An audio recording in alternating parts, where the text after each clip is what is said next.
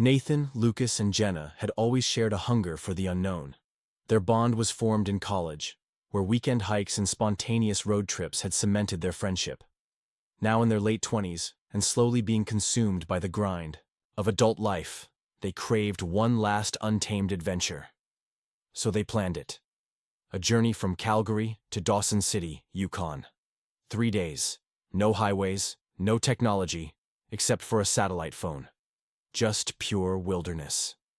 Nathan brought his trusted Jeep Wrangler, which had been through deserts and mountain passes. Lucas took charge of the food and supplies, packing everything from jerky to fire starters. Jenna, ever the planner, laid out the route using physical maps, highlighting alternate trails and Forest Service roads. GPS will fail us in the north, she said confidently. Old school winds up there. The first day was beautiful. Warm winds, golden sun, and empty roads. They stopped at a cliffside overlooking a vast valley and watched an eagle dive through the air. That night, they set up camp near a stream, roasted marshmallows, and told ghost stories around the fire. The second day, clouds rolled in. The forest deepened. They passed fewer cars. Just before noon, they reached a junction deep in the woods, near Watson Lake. The main road ahead had collapsed from a recent storm. Huge slabs of asphalt bent like torn paper. A detour was needed. Nathan pulled the Jeep to a stop as they studied the wooden road signs. One was freshly painted, pointing left. Detour, Route 8. But the other, half hidden behind brush, was old, weather-beaten. In faded red, spray paint, it read, Route 66 North, use only in emergency. Lucas laughed. It sounds cursed. Jenna raised an eyebrow. It's not even on the map. That's the best kind of road, Nathan said, smiling. They didn't know it then, but this decision, this small, adventurous choice, would seal their fate. The gravel road of Route 66 North was rough from the beginning. Narrow, overgrown, like it hadn't been maintained in decades. The forest loomed on both sides, dense and shadowy. Trees arched over the road like twisted ribs, blocking most of the afternoon light. The Jeep bounced along the path, tires crunching over, stones and twigs. This can't be an official route, Jenna said, squinting at the map. There's no record of this road. Nothing even close. Lucas chuckled from the back seat. Maybe it's like those mystery trails in legends. You follow one, and you end up somewhere else. Let's hope it's not a missing persons. Report, Nathan muttered, gripping the wheel tighter. For the next few hours, the road curved deeper into the forest. They passed a moss-covered mailbox standing on its own, no house in sight. Then, an old rusted road sign, the words worn off completely. The further they drove, the quieter the forest became. No birds, no animals, just the hum of the engine and the occasional creak of the suspension. By evening, the road narrowed so much they had to slow down to a crawl. The sun was nearly gone, but there was no place to turn around. Trees pressed in from both sides, roots winding like veins across the gravel. Then it happened. A pale figure appeared ahead, a woman standing motionless in the center of the road. Nathan hit the brakes. The Jeep skidded slightly, loose gravel scattering. Jenna gasped. Did you see that? The woman was barefoot, in a long white dress, torn, dirty, and soaked at the hem. Her dark hair clung to her face like wet vines. She didn't move, didn't even flinch. What the hell? Lucas whispered. Nathan slowly opened the door. Stay inside, he said, stepping out with a flashlight. Wait, Jenna began, but he was already walking. Ma'am? Nathan called out. Are you okay? The woman's head twitched slightly. Then again, the light from the flashlight flickered as if the batteries were dying, though they were fresh. Nathan stopped a few feet away. I can help, he began.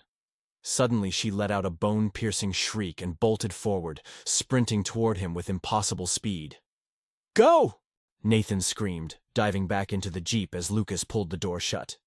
The woman reached the vehicle just as they peeled away, slamming a bloody hand against the rear window. The smear stayed as the Jeep tore down the road. Jenna was hyperventilating. What was that? She was real, Nathan gasped. I saw her eyes. No pupils. Just white. Just White! They didn't stop. Didn't speak.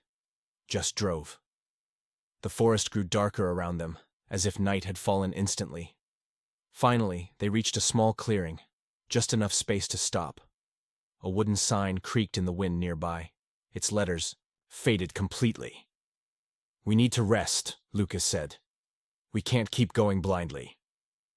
The Jeep's headlights dimmed for a moment, then flickered back to life. They left the engine running. Jenna curled into her seat, gripping her knees. "This is wrong. Something is wrong here." Nathan didn't reply. He stared into the woods ahead, where, in the distance, barely visible through the trees, he thought he saw her again, just standing there, watching. The forest pressed in like a living thing, thick, breathing, ancient. Jenna had fallen into an uneasy sleep, arms wrapped tightly around herself. Lucas sat in the back, staring at the now bloody handprint on the rear window, too shaken to wipe it off. Nathan leaned against the steering wheel, engine idling, eyes heavy but mind racing.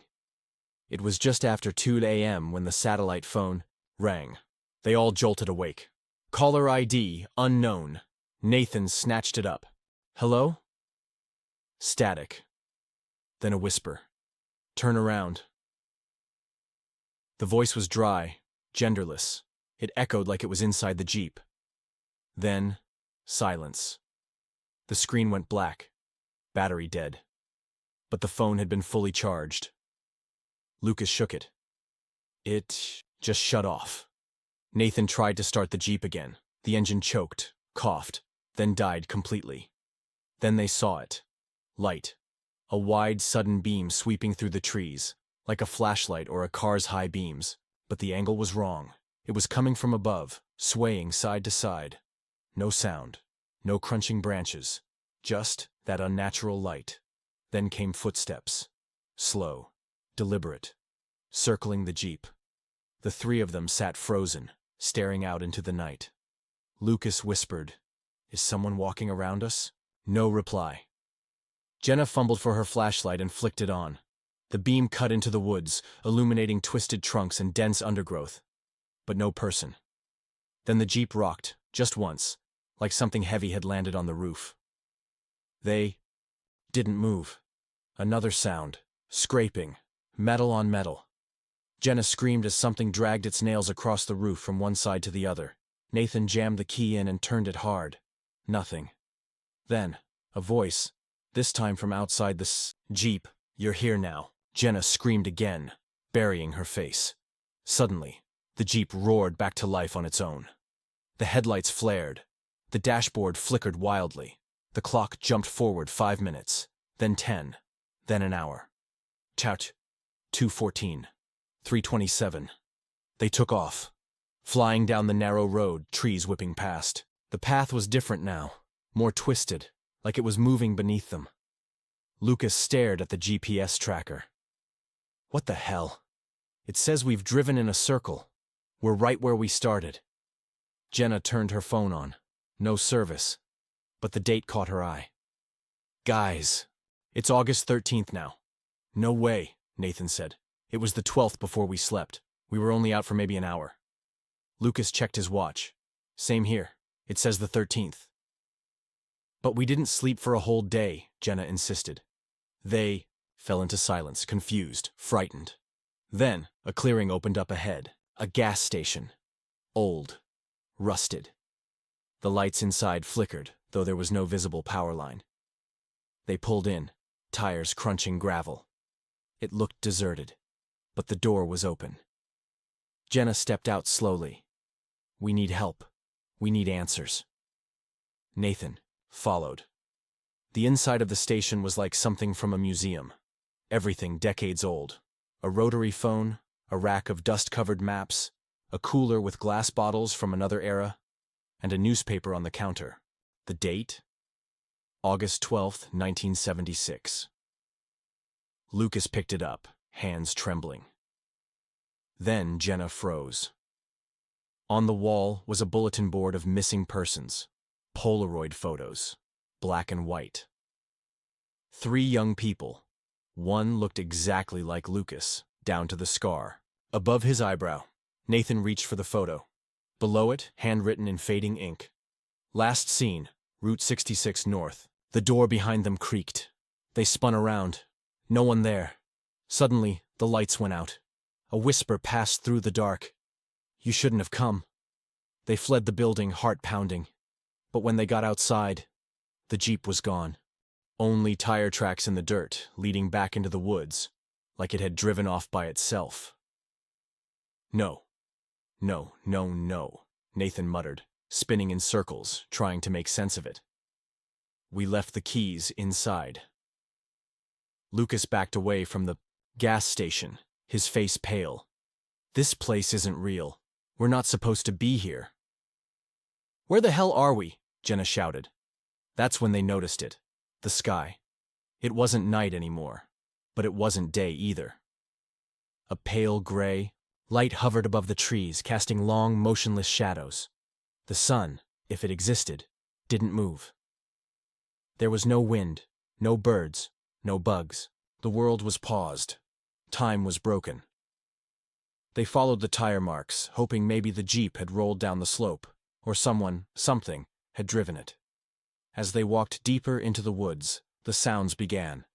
Whispers, faint but familiar. Nathan. Jenna. Lucas. Each voice matched one of them. And then came the second set of voices. Different tone. Same names. But not quite right. Distorted, like broken recordings. Jenna froze. "It's mimicking us." The forest grew thicker, harder to walk through, branches grabbing at their clothes. Lucas stumbled into an old wooden sign, mostly rotted away. He wiped off the moss. It read, "Route 66 North, closed permanently, July 1976. Below it, someone had scratched into the wood in jagged letters. "It loops if you don't leave." They ran. No direction, just away. But no matter which path they took, they ended up back at the same place, the gas station, the tire tracks looping like a snake eating its tail. "We're trapped in this road," Nathan said, his voice flat, "like it's feeding off us." That's when the laughing started. Soft, childlike. It echoed between trees, then multiplied. Soon the forest was filled with giggles, strange and high-pitched, but laced with something rotten underneath. And then, movement. Dozens of figures stepped out from the trees. Each one was familiar. Nathan saw a version of himself, older, eyes sunken, face bruised and bleeding, mouth moving but no sound. Lucas saw Jenna, face melted on one side, dress torn, holding something like a piece of bone. Jenna screamed and turned to run, straight into herself, a version of her with no mouth at all. They scattered. The figures from the trees weren't just shadows. They were echoes, twisted reflections of the friends, versions of them that had already been lost to the loop. The world around them began to unravel. The ground itself seemed to shift, to bend, as if the land was alive, and it was swallowing them whole. "Run!" Lucas yelled, but his voice was weak, desperate. Jenna didn't need to be told twice. She sprinted through the woods, her heart pounding, feet slipping on the wet ground. Her own doppelganger was close behind, walking slowly, impossibly slow, with an empty stare. Nathan ran too, but his legs felt like they were made of lead. The path beneath him twisted and turned in impossible directions, but no matter how far they went, the gas station, that horrible place, was always there, looming in the distance. And then came the whispering again. It wasn't coming from the forest anymore. It was coming from the Jeep. Jenna skidded to a halt. She was back at the station. Her hand trembled as she reached for the door handle, her reflection in the cracked windows staring back at her with hollow eyes. "Why, didn't you leave?" The voice echoed through her skull, as though it was inside her head. A face appeared at the gas station window. But it wasn't Jenna. It was someone she had never seen before. A woman, her face pale and cracked like an old porcelain doll with eyes that were wide, unblinking. Behind her, a shadow loomed. Jenna stepped back, her breath catching in her throat. No, no, this isn't happening. This isn't real. The woman in the window didn't move. She didn't speak. She just stared. Then, the shadow behind her shifted. The mimics were closing in on them. The twisted reflections of themselves had begun to take on more horrific forms. Their movements were jerky, unnatural. Eyes rolled back in their sockets, blood dripping from their mouths, hands outstretched toward the friends. And then, just like that, a snap. Everything went still. The eerie whispers stopped. The figures froze. The wind, which had been dead for what felt like hours, picked up. "Run!" Nathan yelled, his voice desperate, hoarse. He broke free from the trees and charged straight toward the Jeep. The tires were still there. The engine sputtered. The windows were cracked open, the rearview mirror shattered. But in the distance, Jenna could see shapes forming in the darkness, moving closer to the Jeep. Without thinking, she jumped inside. The others followed, piling in. Jenna slammed the door shut, her heart racing. It didn't matter, because there was no way out. The Jeep's engine roared to life. Nathan slammed his foot on the gas pedal. But they weren't moving forward. They were moving backwards. World around them flickered, shifting again. The road was repeating. It was like they had been driving in circles, and yet they couldn't see the same stretch of forest anymore. They were surrounded by a vast, empty void. Jenna's hand flew to her face as she gasped in disbelief. The sky had vanished. There was nothing but blackness, an endless void. The gas station was gone. The trees, too. Only the road remained. It stretched out into nothing. Nathan slammed his hands on the steering wheel. "What the hell is happening?"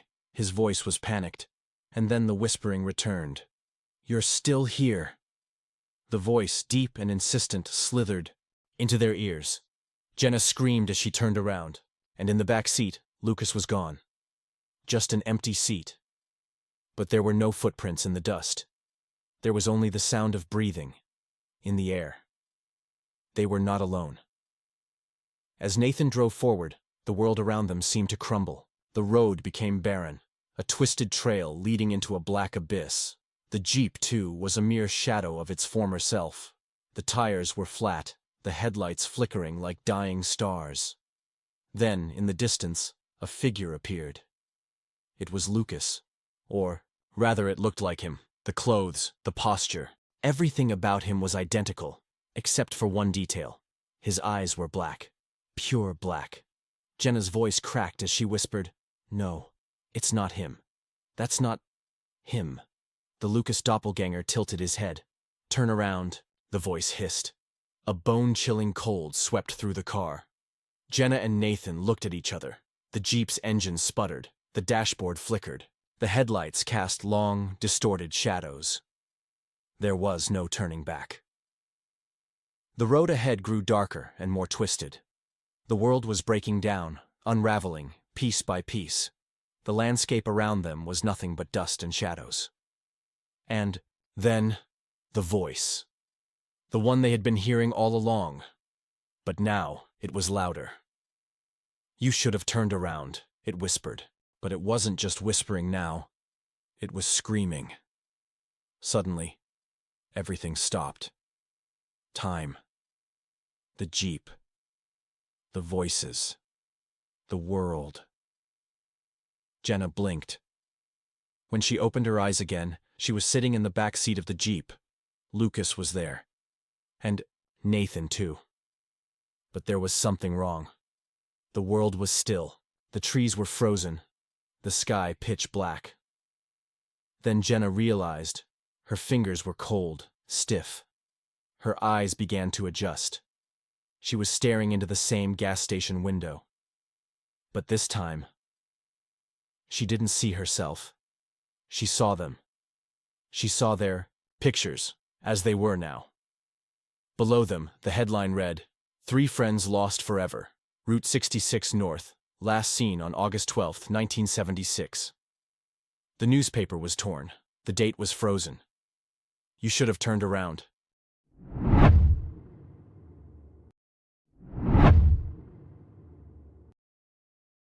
Four friends, Dylan, Marcus, Elliot, and Ryan had been planning their cross-country road trip for months.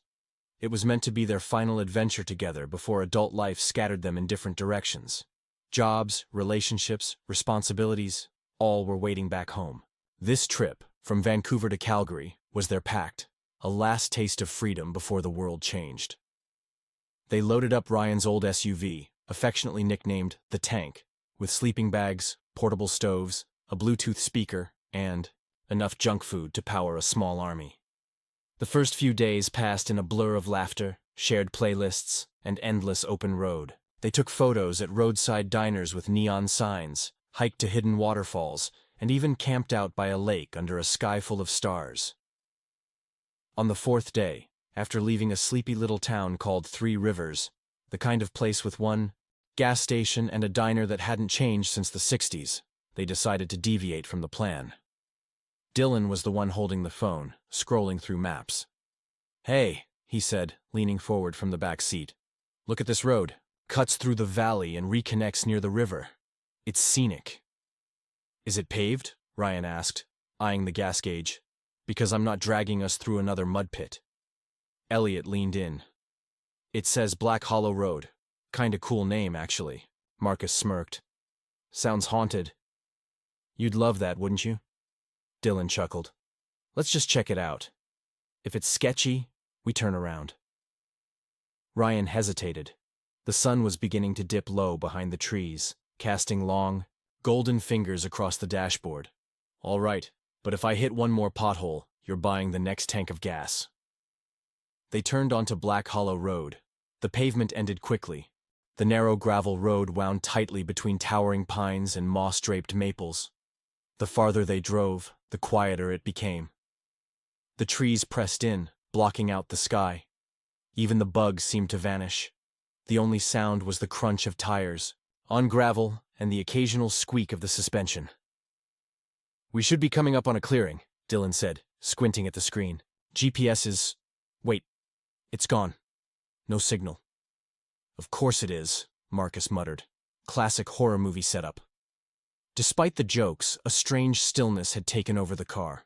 The laughter faded. Shadows grew longer. At some point, none of them realized how long they had been driving.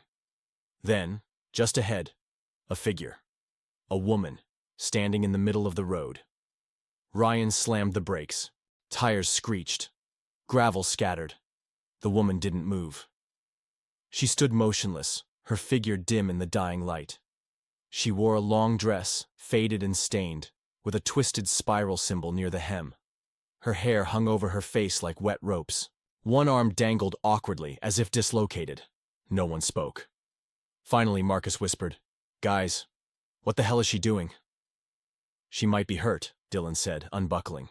"We can't just leave her out here." Ryan grabbed his arm. "No, this is wrong.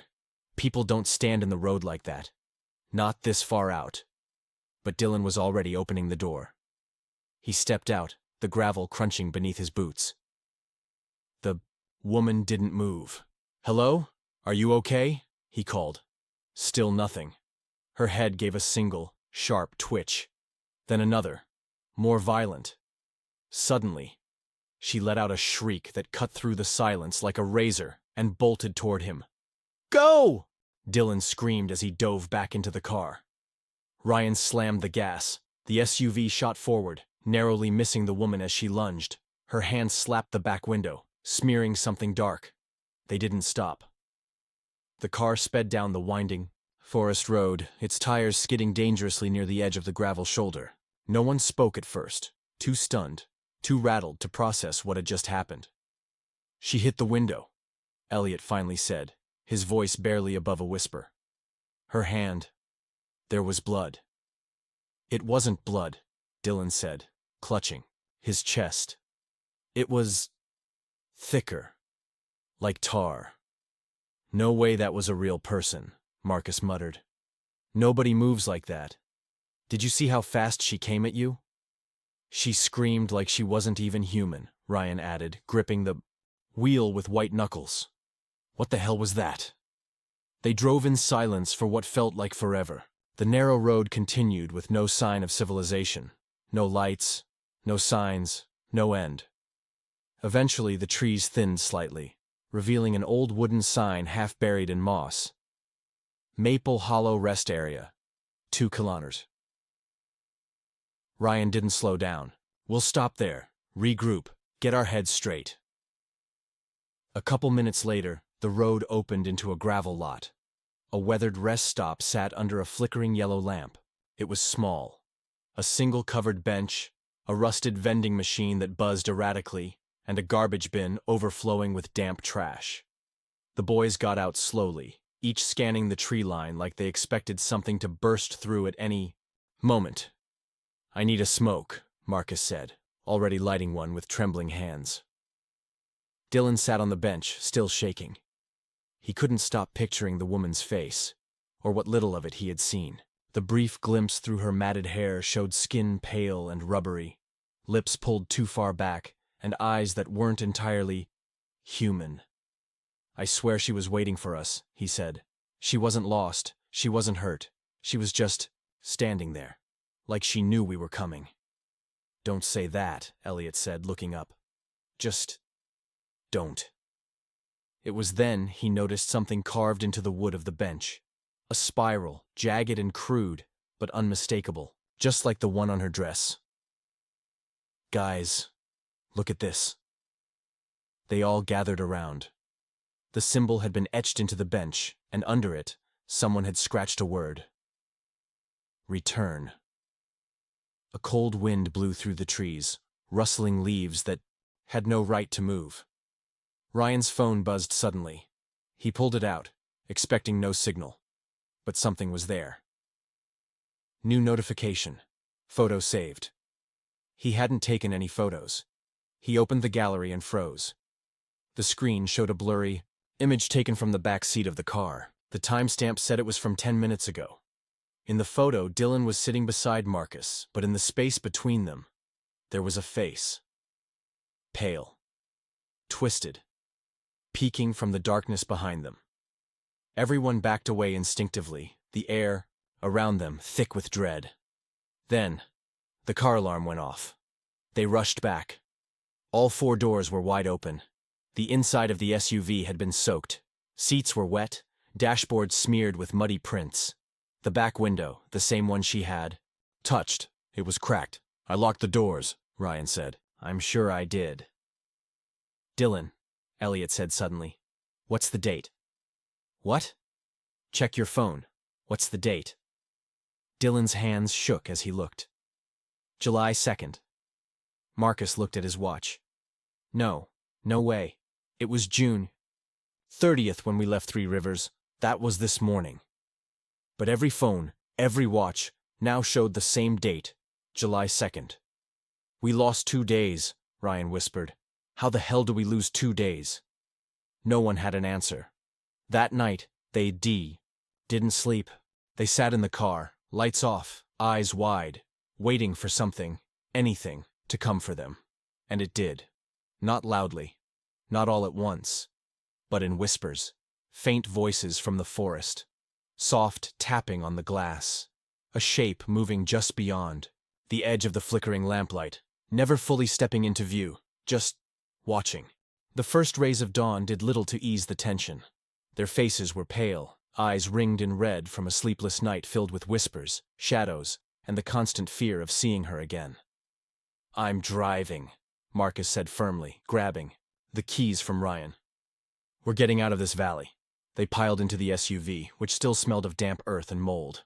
Ryan wiped the muddy prints from the dashboard with his sleeve, but they seemed etched in. Permanent. The gas tank was nearly empty. "There has to be a station somewhere ahead," Dylan said. "We just need to keep going." They followed the same winding road until they reached a fork. One path was overgrown and narrow.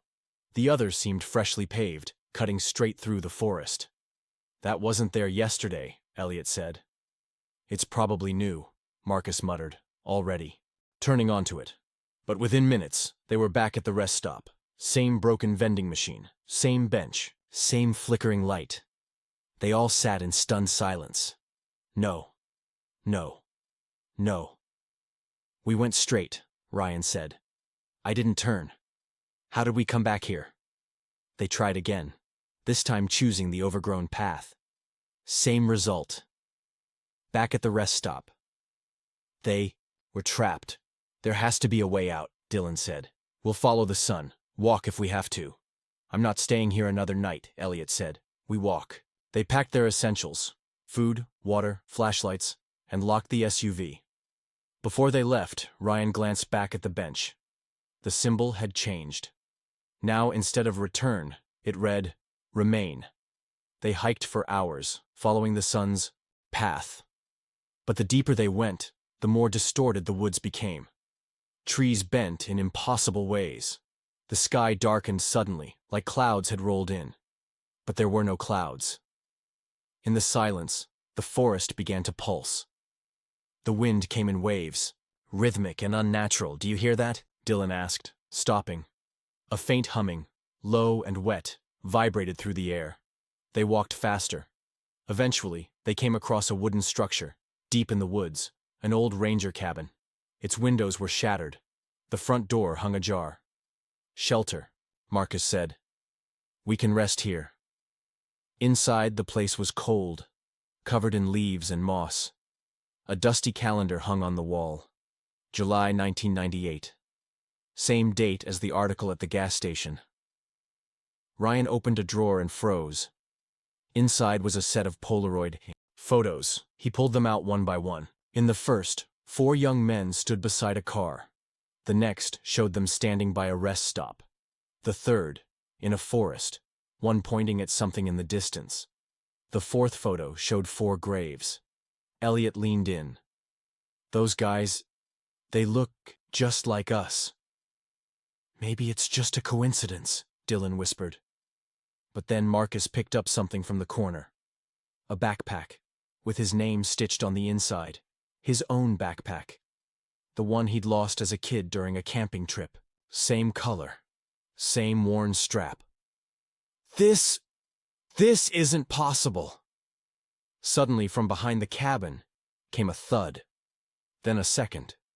Heavy, deliberate footsteps. Someone's out there, Ryan hissed. They turned off the flashlight and crouched low. The footsteps stopped at the door. A faint whisper drifted through the air. Return. Remain. Repeat. Then the door creaked slowly open. The door groaned open. No one stood there. But the air changed. Heavier, colder, thick with the scent of wet earth and old decay.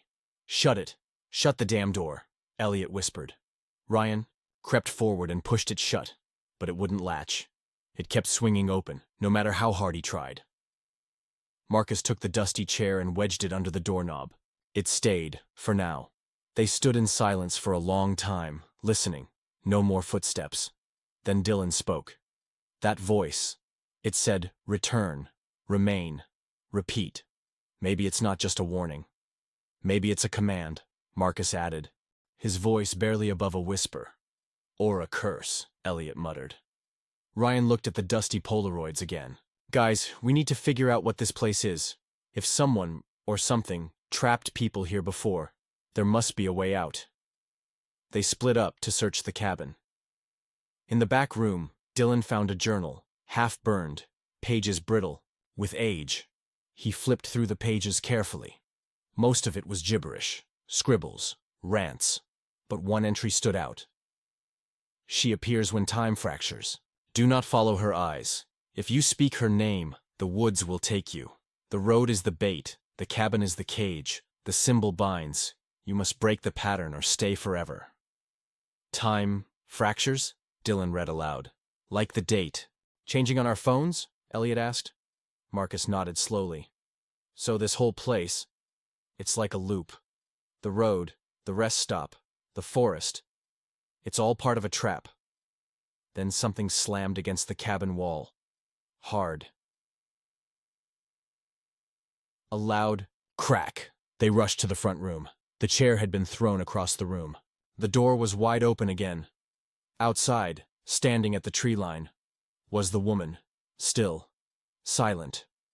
Her head twitched, and her neck cracked with a sharp snap. Dylan raised his flashlight. No! Marcus shouted. Don't! But the light hit her face, she screamed, a high-pitched, piercing shriek that felt like knives slicing into their ears. "Run!" Ryan shouted.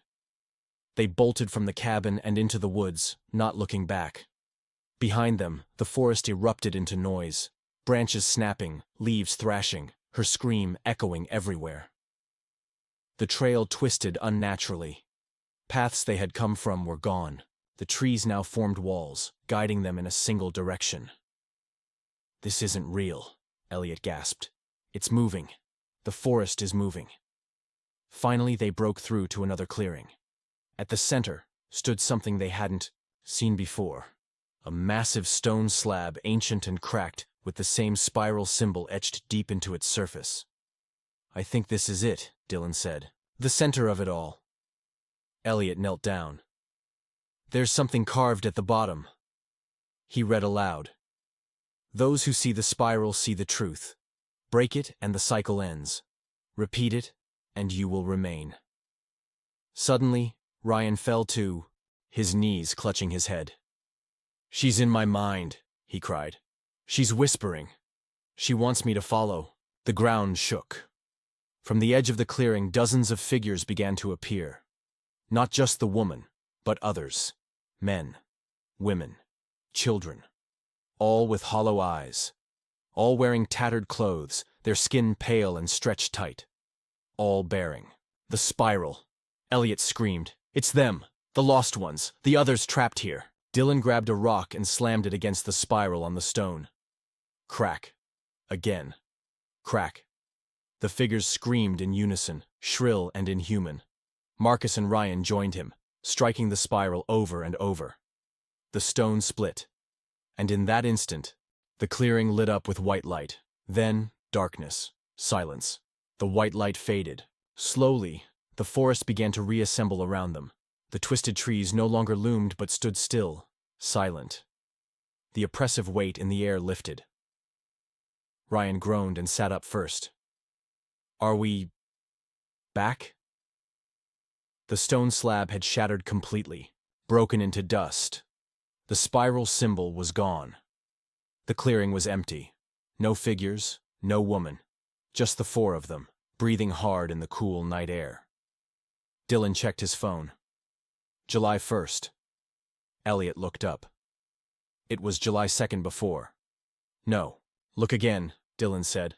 "It's not just the date. Look at the year." Ryan blinked at his phone. 1998. Silence fell over the group. "That's not possible," Marcus said slowly. "We weren't even born in 1998. "We broke the cycle," Dylan whispered. "But maybe that reset it too far." They ran, not knowing where they were going, just desperate to get out of the forest.